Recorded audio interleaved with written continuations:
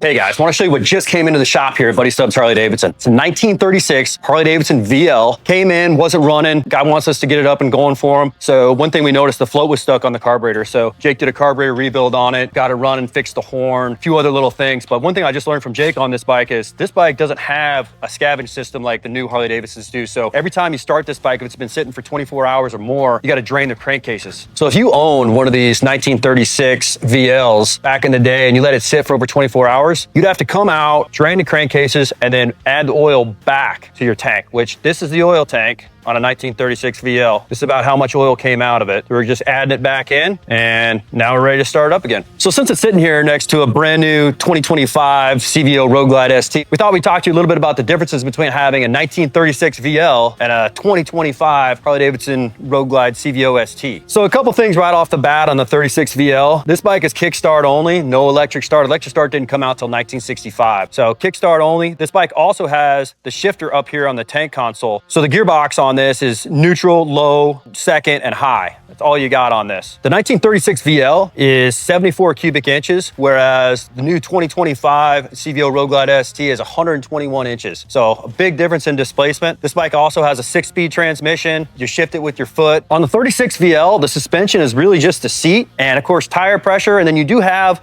Springer front end on this, so there's a little bit of suspension up front, whereas on the new 2025 Road Glide, you've got awesome suspension. It's actually got Showa suspension front and rear, inverted front end, and Showa piggyback shocks in the back. So with the 36 VL, you'd be lucky to get maybe 80, 100 miles out of this bike before you got to get off it, whereas on the new 2025s, these bikes will go roughly 300 miles. Also, you'll notice there's no infotainment system on this. So the old map system on the VL, you got a little light here, you'd have a little scroll map. So as you're going down the road, you just keep flipping the scroll. It tells you where to go. It's all just done by hand. Whereas on the new 2025s, it's obviously got Apple CarPlay and use your phone Bluetooth to the bike. So it'll show you exactly where you're going. Turn-by-turn navigation. One thing that's really interesting on these old flatheads is these are actually side valves. Before the technology was there for, a piston and actual valves coming up above the piston, this bike has side valves. And we're gonna show you a little description of what that looks like over here on the wall so you can see a cutout of it. But this kind of technology is very old and different from what we have today with the new Milwaukee 8 pushrod engine, 4-valve per head setup. So this is the way these old side valves are set up. This is the cylinder itself, and the valves are here. Now the valves would actually be pressed on by just the lifter. There's actually no push rods in this engine. This is a little cutout, shows you really what's going on with the flathead. The valves are offset here to the side. Here's the piston and the cylinder off to the left side. Totally different from what we have today.